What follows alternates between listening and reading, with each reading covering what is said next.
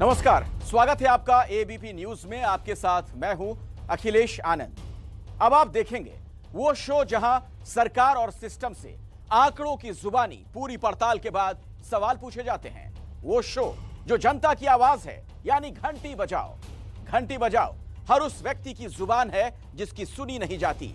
आने वाले दिनों में कई राज्यों में चुनाव हैं, जिसे देखिए वो गरीब की, आम आदमी की, आखिरी पंक्ति में बैठे व्यक्ति की बात करता है, लेकिन जब इसे अमली जामा पहनाने की बात होती है तो ये सारी बातें बेमानी हो जाती हैं। आज हम आपको चुनावी राज्य उत्तर प्रदेश, उत्तराखंड और पंजाब की ऐसी रिपोर्ट दिखाने वाले हैं जिसमें गरीब की कराह तो है, लेकिन उस पर मरहम लगाने के लिए ना कोई सरकार है, ना कोई राजनीतिक दल। इस साल ठंड पिछले कई सालों का रिकॉर्ड तोड़ रही है। घर में गर्म कपड़े पहनकर बैठने पर सर्दी लग रही है। सोचिए जरा उन गरीबों के बारे में जो हाड़ कपाने वाली इस पूस की रात को खुले आसमान के नीचे काट रहे हैं। कहने को रैन बसेरे हैं, लेकिन बदहाल हैं। तो जाहिर है इस मद में भरपूर सरकारी फंड जाता होगा, लेकिन गरीब की, मजबूर की आखिर सिसकी सुने कौन, क्योंकि सरकार बनाने में शायद उसकी कोई भूमिका नहीं। रिपोर्ट देखिए और 8422840000 पर घंटी जरूर बजाइए।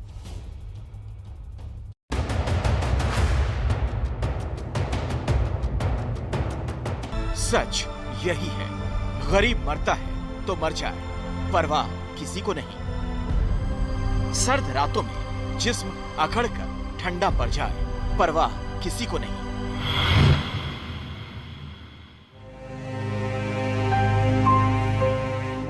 जब खुला आसमान ही छत बन जाए तो सर्द हवाओं की चादर और कोहरे के कंबल में लिपटी ये जिंदगियां कब, कहां सांसों की डोर छोड़ दें, पता किसी को नहीं।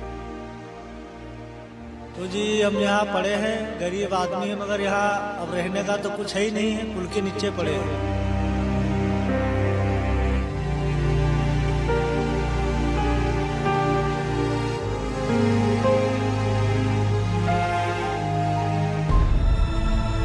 इन तस्वीरों को शब्द नहीं चाहिए। इस मासूम की मुस्कुराहट में सारे गम भले ही छिप जाएं, लेकिन हाड़ कपा देने वाली ठंड में इस तरह सड़क किनारे रात गुजारते लोगों की जिंदगी कितनी मुश्किल है, ये समझना मुश्किल भी नहीं। तस्वीरें देहरादून की हैं। वही देहरादून जहां दिन के वक्त कुछ ऐसा नजारा होता है, नेताओं के जिंदाबाद के नारे लगते हैं, चुनाव का शोर होता है, लेकिन रात के सर्द सन्नाटे में कोई नेता इन गरीबों को झांकने भी नहीं आता, न सत्ता पक्ष के न विपक्ष के, क्योंकि शायद ये किसी का वोट बैंक नहीं, इसीलिए इन्हें इनके हाल पर छोड़ दिया गया है। इस वक्त मैं देहरादून के आईएसबीटी के फ्लाईओवर के नीचे हूँ और आप देख सकते हैं यहाँ पर जो है किस तरीके से लोग जो है यहाँ पर सोए हुए हैं खुले में। यहाँ पर लोग, कुछ लोग ऐसे भी हैं जो यहाँ पर खुद से जो है आग जला कर के जो है, जो ये कपड़े अपड़े, जो यहाँ के जो भी सामान, जो लकड़ियाँ हैं, इनसे आग ताप रहे हैं। कुछ लोग हैं, इनसे हम बात करेंगे। क्या आपके लिए सरकार ने कुछ किया नहीं है क्या, अलाव वगैरह की? कुछ भी नहीं भैया, कुछ भी नहीं, सरकार हमें कुछ भी नहीं दिया। यहाँ आए ज्यादातर लोग बाहर से आए हुए हैं जो दिन में काम करते हैं, लेकिन रहने का कोई ठिकाना न होने के कारण रात में यहाँ सोने चले आते हैं। रात के इस पहर में यहाँ का तापमान करीब 3 डिग्री तक पहुँच चुका है। ठंड में ठिठुरते लोग खुद ही किसी तरह आग का इंतजाम करते हैं। प्रशासन की तरफ से न अलाव की व्यवस्था, न इन्हें रैन बसेरे में भेजने की कोई कोशिश।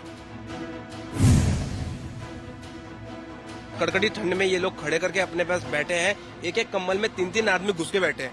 मैं तो बोलता हूँ, सरकार से दुआ लगाता हूँ कि भैया इनके लिए कंबल की व्यवस्था करो, पहले तो रहने की व्यवस्था करो, और रहने की नहीं कर सकते तो इनके लिए कंबल वगैरह इस तरह की व्यवस्था करो जिससे इनके ऐसा ना हो कल के दिन इनके बच्चे बीमार हो जाए। हर रात ये लोग इसी तरह यहाँ आते हैं, खुले आसमान के नीचे सो जाते हैं, छोटे छोटे बच्चे, महिलाएं, लेकिन अब तक किसी ने इनकी सुध नहीं ली। जिला प्रशासन की जिम्मेदारी होती है कि ठंड के मौसम में इस तरह सड़क किनारे रहने वाले लोगों के लिए रैन बसेरे का इंतजाम करे, लेकिन प्रशासन ने क्या किया उसका सच आगे देखिए। ये देहरादून के घंटाघर इलाके में बना रैन बसेरा है। हमारे संवाददाता ध्रुव मिश्रा करीब 11 बजे यहाँ पहुंचे तो गेट अंदर से बंद मिला। नहीं, कोई अंदर है, कोई और है? आप दरवाजा ही नहीं खोल रहे हो। मतलब है भैया, मुझे कार्ड भी नहीं है यहाँ पे। हमारे बार बार कहने के बावजूद रैन बसेरे के अंदर मौजूद शख्स ने गेट खोलने से इनकार कर दिया। उसने हमें बताया ये गेट रात में 9:30 बजे बंद कर दिया जाता है और फिर सीधे सुबह 6 बजे खुलता है। सवाल है कि ऐसा रैन बसेरा किस काम का, जहां रात के वक्त कोई जा ही ना सके। रैन बसेरे के बाहर बोर्ड लगा है, ये परिसर सीधे देहरादून के डीएम के अधीन है। उसके बाद यहाँ का ये हाल और गरीब बाहर खुले में रात बिताने के लिए मजबूर। तो हमारा सवाल है देहरादून के डीएम आर राजेश कुमार से, क्या इस रिपोर्ट को देखने के बाद भी वो चैन से सो पाएंगे? क्या एक बार भी उन्हें नहीं लगेगा कि उनकी और उनके प्रशासन की लापरवाही के कारण ना जाने कितने ही लोग इस ठंड में सड़क किनारे खुले में रात बिताने को मजबूर हैं और यह मजबूरी उनकी जान पर भारी पड़ सकती है? क्योंकि उत्तर प्रदेश में 2 दिन पहले ही एक शख्स की मौत सिर्फ इसलिए हुई क्योंकि प्रशासन ने यह जरूरी नहीं समझा कि ठंड में रात भर बाहर रहने वाले गरीबों को छत और कंबल मुहैया कराया जाए। चुनावी मौसम में अयोध्या चर्चा में है, लेकिन उसी अयोध्या में जब एक बुजुर्ग ने इस तरह सड़क किनारे दम तोड़ दिया तो उसकी कोई चर्चा नहीं हुई, कोई नेता यहां नहीं आया। शहर की कोतवाली से चंद कदम की दूरी पर सुबह के वक्त जब लोगों ने एक बुजुर्ग को इस हाल में पड़े देखा तो पता चला कि उनका शरीर रात की कड़कड़ाती ठंड बर्दाश्त नहीं कर पाया। ठंड के कारण इनकी मृत्यु हो गई। रैन बसेरा यहाँ पे तो है ही नहीं, लकड़ी की जो है समुचित व्यवस्था भी नहीं हो पा रही है। ठंड के कारण जो है कई लोग, एक नहीं कई लोगों की मृत्यु हो गई है यहाँ पे। उत्तर प्रदेश में 2017 से 2020 के बीच ठंड के कारण 775 लोगों की जान जा चुकी है। चुनावी राज्य उत्तर प्रदेश, उत्तराखंड का हाल आपने देख लिया। अब आपको ले चलते हैं पंजाब। मौसम विभाग के मुताबिक अगले 2 दिनों में बर्फीली हवाओं के साथ कई जगहों पर बारिश भी हो सकती है। तो सोचिए, जो लोग खुले आसमान के नीचे रात गुजारते हैं, ठंड के मौसम में होने वाली बारिश उन पर क्या कहर बरपाएगी। लेकिन सोचेगा कौन, क्योंकि सरकार तो चुनाव में व्यस्त है। ठंड में ठिठुरने वाले गरीबों के लिए वक्त ही कहां है। आप देखिए अमृतसर से ABP news reporter Gagandeep Sharma की यह रिपोर्ट। अमृतसर में इन दिनों रात के वक्त तापमान 2 डिग्री के आसपास पहुंच जाता है। इसके बावजूद यहां फुटपाथ और सड़क किनारे सोने वालों के लिए कोई इंतजाम नहीं किया गया। बबलू और राजू दिन भर रिक्शा चलाते हैं, रात में डेंटल कॉलेज के पास इस छोटे से तंबू में सोते हैं। उनका कहना है कई सालों से वो यहाँ हैं, पर कभी किसी ने उनकी कोई मदद नहीं की।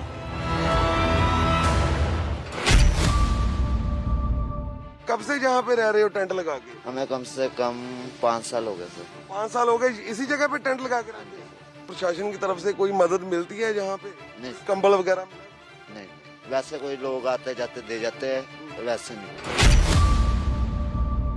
अमृतसर के बस स्टैंड से मजीठा रोड को जाने वाली सड़क के किनारे पर जब आप सर्दियों के दिनों में रात को निकलेंगे तो सड़क पर पड़े ये लोग आप देख सकते हैं कि किस तरह सर्दी में, जो कड़कड़ाती सर्दी है पड़ रही है अमृतसर में, वहाँ पे सोने के लिए मजबूर हैं, क्योंकि रहने के लिए कोई इनके पास व्यवस्था नहीं है।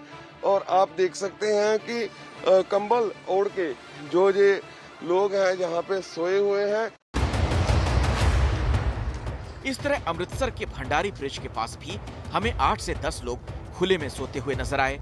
उन्होंने हमें बताया सिर्फ इस बार नहीं, वो कई सालों से सर्दियां ऐसे ही खुले में गुजारते आए हैं, पर प्रशासन की तरफ से कभी कोई पूछने या मदद करने नहीं आया।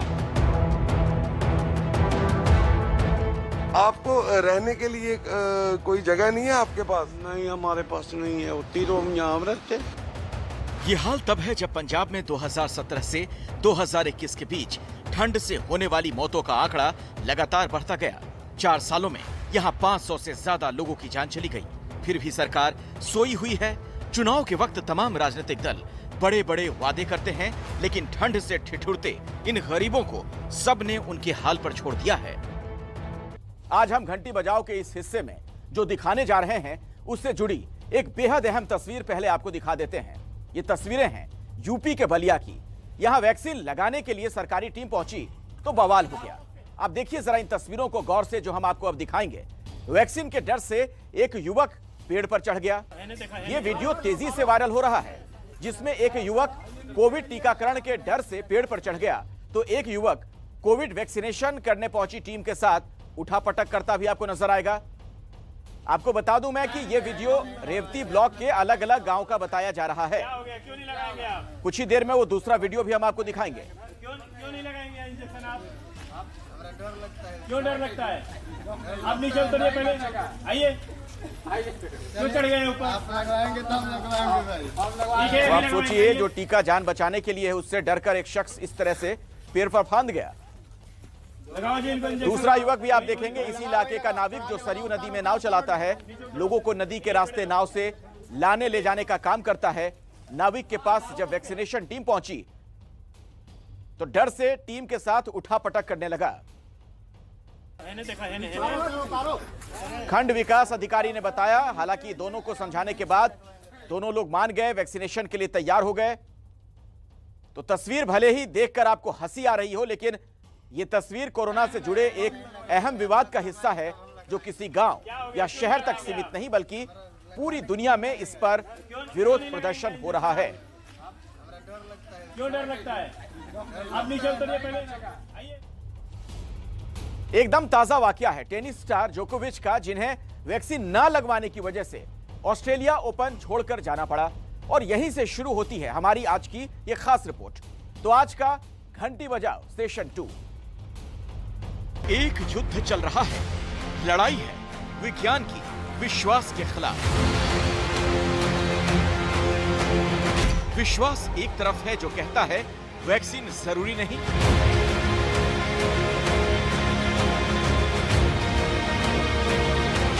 विज्ञान दूसरी तरफ खड़ा है जिसका मानना है वैक्सीन से ही महामारी कंट्रोल होगी।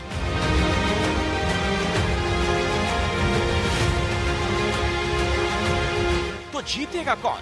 किसका तर्क बड़ा है, किसकी तरफ कुदरत है, किसकी तरफ मनमानी वाली जिद? मशहूर टेनिस स्टार नोवाक जोकोविच कई दिनों तक चली लड़ाई लड़ने के बाद आखिरकार ऑस्ट्रेलिया की धरती से खाली हाथ रुखसत हो गए, क्योंकि उन्होंने वैक्सीन नहीं लगवाई थी और ऑस्ट्रेलियाई अदालत में वो केस हार गए, जिसके बाद उनका वीजा रद्द करके वापस भेज दिया गया। दुनिया के कई देशों में वैक्सीन लगवाने को जरूरी किए जाने के खिलाफ जनता सड़कों पर उतर आई है। नारे लग रहे हैं, हमें वैक्सीन लगवाने पर मजबूर ना किया जाए।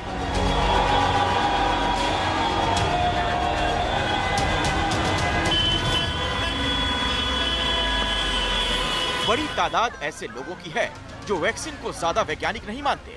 उनका कहना है कि हमारे शरीर के अंदर क्या जाएगा क्या नहीं जाएगा, इसका फैसला हम खुद करेंगे।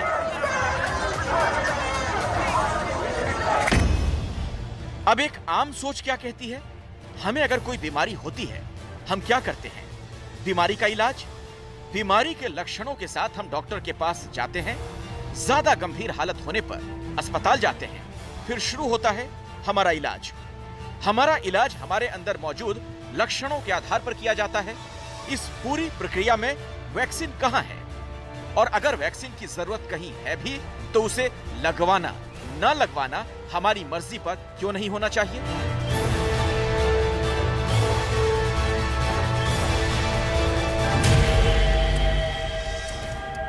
आज तक किसी भी वायरस के अगेंस्ट कोई स्पेसिफिक दवाई बनी ही नहीं है, इसलिए हम सारे कॉकटेल ही यूज करते हैं अगर हम देखें तो। लेकिन वैक्सीन की वजह से हमने बहुत सारी बीमारियों को इरेडिकेट भी करा है और बहुत सारी बीमारियों को रोक के भी रखा है। छोटे बच्चों को वैक्सीनेशन क्यों करवाई जाती है? इसीलिए ताकि उनको इन फ्यूचर ना तो बीमारियां लगे और अगर लगे भी तो उनकी बहुत ज्यादा कॉम्प्लिकेशन ना हो, इसलिए वैक्सीन जो होती है वो बहुत इंपॉर्टेंट होती है। जबकि जब कोई नई बीमारी होती तो हमें दोनों को साइड बाय साइड लेकर ही चलना पड़ता है कि इलाज के साथ साथ हम उसकी वैक्सीन भी ढूंढें ताकि हम लोगों की इम्यूनिटी को स्ट्रॉन्ग कर सकें, जो बचे हुए लोग हैं उनको भी बचा सकें। कोरोना सांस से जुड़ी एक महामारी है। इससे पहले सार्स और मर्स नाम की बीमारियों का लंबा सिलसिला पूरी दुनिया में चल चुका है। फिर सवाल ये उठता है कि जब सार्स और मर्स जैसी बीमारियों की वैक्सीन तक नहीं बनी तो कोरोना के साथ इतनी मेहरबानी क्यों? क्या कोरोना इस वक्त सामने आया जब वैक्सीन डेवलपमेंट की नई तकनीक अमेरिका और यूरोप के कुछ देशों में मौजूद हो गई कि आप 3 से 6 महीनों में किसी भी बीमारी की वैक्सीन बना पाने में सक्षम हो सकते हैं? यानी ये तकनीकी सहूलियत है, ना कि वैज्ञानिक जरूरत। एक पक्ष ये कहता है, दूसरा पक्ष हम आपको आगे बताएंगे। उससे पहले देख लेते हैं ये एक्सपर्ट एडवाइस। तो 2019 में जब कोरोना स्टार्ट हुआ दिसंबर में, तो हमारे पास ऐसी कोई वैक्सीन नहीं थी। हमने भी दवाइयों के साथ ही स्टार्ट हुए थे। तो दवाइयाँ जब हम बनाते जा रहे थे, हमें भी पता था कि जो भी वायरस आता है, जो भी वायरस की अगर हिस्ट्री उठाओ, तो जैसे से हम दवाइयाँ बनाते हैं, वायरस अपनी स्ट्रक्चर को भी चेंज करता ही रहता है। तो जो उस दवाइयों का असर भी है वो कम होना शुरू हो जाता है। ठीक है, और इसमें भी हमने पहले दवाइयाँ ही स्टार्ट करी। ऐसा कहीं नहीं था कि हमने दवाइयाँ नहीं स्टार्ट करी, पहले वैक्सीन बनाई। अगर आप देखो तो वैक्सीन हमारी सेकेंड वेव से पहले आई है, जो जनवरी फरवरी 2020 में स्टार्ट हुई है। तो पहले दवाइयाँ ही चली हैं। उसके साथ साथ जो हमारे साइंटिस्ट थे, जो हमारे डॉक्टर थे, उस पर रिसर्च करते करते उन्होंने वैक्सीन को बनाया। देखिए, कोरोना की वजह से दुनिया में बहुत कुछ नया हुआ। पूरी दुनिया सांस में परेशानी पैदा करने वाली बीमारी से इतने बड़े पैमाने पर पहली बार आमने सामने हुई। चीन जैसे देश से शुरू हुआ लॉकडाउन पूरी दुनिया में फैल गया। हर देश, हर शहर एक एक करके बंद होते चले गए। दुनिया को कोरोना से लड़ने का एक ही तरीका समझ में आया, जब तक केस बढ़ते रहें, इंसान को घरों में बंद कर दो, उनके बाहर निकलने पर पाबंदी लगा दो, मास्क लगाना, सोशल डिस्टेंसिंग को नियम बना दो। कोरोना काल में यह सब कुछ इतने बड़े स्तर पर हुआ कि लोगों के सपनों में भी कोरोना ही दिखाई देने लगा। हकीकत में तो वो इतना छोटा है कि कोई देखने का सपना भी नहीं देख सकता। अब बात आई वैक्सीनेशन की, तो सवाल ये उठा कि क्या बीमारी का इलाज पहले ढूंढा जाना जरूरी है या वैक्सीन? इस सवाल से जवाब में दुनिया दो खेमों में बंट गई। कोरोना सबसे पहले आया तो लोगों में एक तरह के लक्षण आए जो आम सर्दी, खांसी, बुखार जैसे थे। कोरोना की दूसरी लहर जब आई तो लोगों की शिकायत फेफड़े खराब होने की हो गई। काफी दिनों तक कोरोना के सारे लक्षण पता ही नहीं चले। इस दौरान हजारों लोगों की मौत हो गई।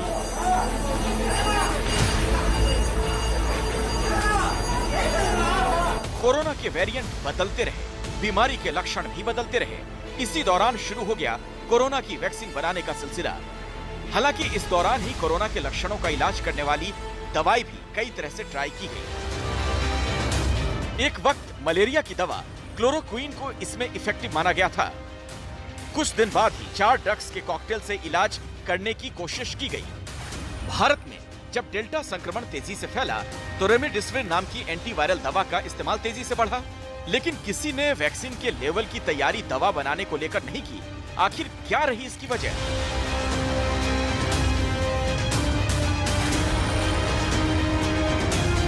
कि अगर कोई भी मरीज आता है, उसके सिम्टम विद इन 10 डेज के हैं, 10 दिन के अंदर अंदर के हैं। अगर आप उसको ड्रग को टाइमली उसको देते हो तो उससे क्या होता है, उस ड्रग जो बीमारी की सिकनेस कम हो जाती है, उसकी मोर्टेलिटी रेट भी कम होता है और उसकी हॉस्पिटल स्टे भी कम होता है। बट अगर उन्हीं दवाइयों को हम 10 दिन के बाद दे रहे हैं, जब उसके बाद जब पूरी जो बीमारी है शरीर के अंदर फैल जाती है, तो तब कई बार इन दवाइयों का फिर असर उस तरीके से नहीं होता है जो इनिशियल टाइम में होता है।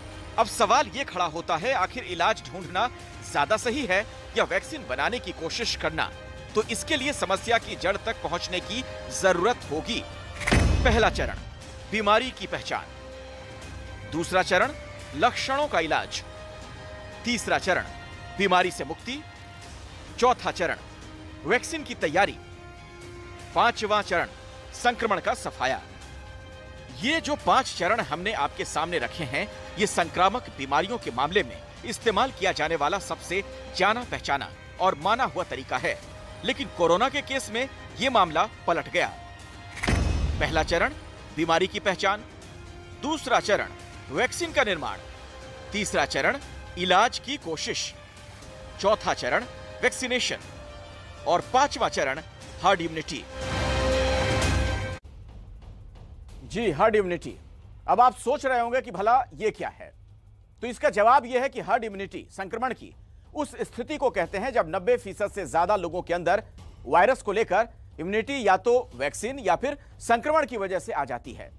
कोरोना के केस में हर्ड इम्यूनिटी आने की स्थिति कई देशों में बहुत करीब है। भारत में भी वैक्सीनेशन की जो रफ्तार है उससे जल्द ही यहां हर्ड इम्यूनिटी की स्थिति आ सकती है।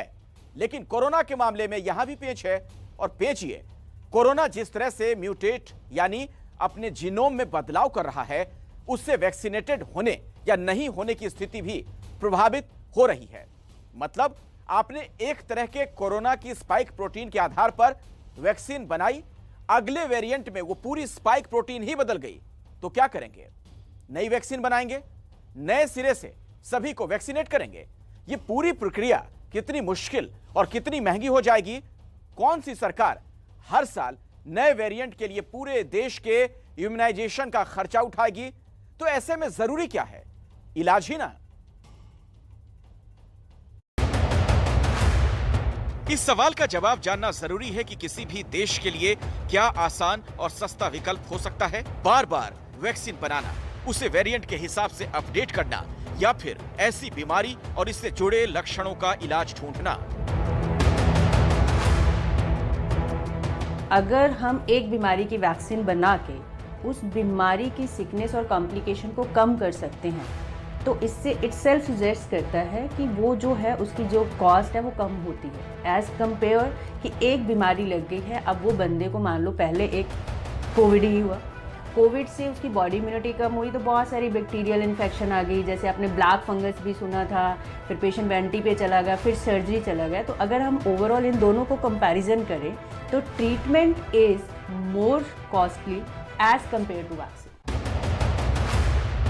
इसी से जुड़ा सवाल यह भी है कि कोरोना के अब तक के वेरिएंट पर वैक्सीन कारगर दिखाई देती है, लेकिन अगर वेरिएंट्स बढ़ते जाएंगे तो सरकार कितनी बार लोगों के टीकाकरण और बूस्टर पर पैसे खर्च करती रहेगी? कोरोना की वैक्सीन रिसेंटली इन्वेंट हुई है, तो लोग इतना ज़्यादा भरोसा नहीं करते उस पर, और मुझे लगता है पे कर कर तो वो बिल्कुल नहीं लेना चाहेंगे। नहीं, जो और बीमारियां होती हैं सरकार उसके टीके लगा रही है क्या?